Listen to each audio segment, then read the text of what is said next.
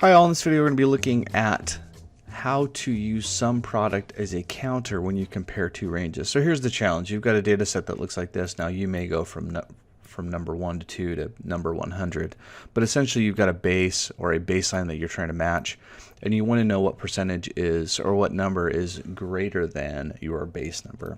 So let me show you a real quick trick here. It's SumProduct. So we're going to use SumProduct. This is our base range, so we're going to click F4. Now what we're going to do here, this is where the magic starts. So we're going to compare two ranges. We've got to make sure that they're the same size, but we're going to go greater than this range. Now that doesn't totally make sense until we hit this function key, which is going to show us what's going on. So this is it's an array. We know it's an array because it's got those brackets on there, and it's given us the Boolean, which is the true or false.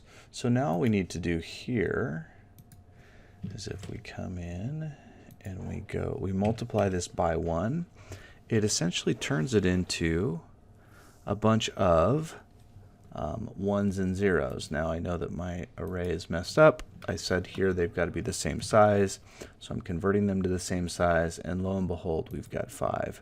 Now the beauty of this is if I copy it across, it's going to give me that number. And so I've got essentially 5 that where this is greater than my base number. Now you can do equals, you can do less than, you can do greater than or equal to, because it's all going to give you that Boolean. And the magic is when you times that Boolean by 1, it converts it into a 0 and 1, and then you're able to add it in. Now you can also add in a bunch of other things. So if we wanted to multiply this by the base, we could do that as well. So if we wanted the sum of just the numbers that are greater, that's going to give us that number because you're going to do ones and zeros. There's a lot of cool stuff that you can do with this. It is actually quite magical. So I hope this helps you today, and I hope you enjoyed this video.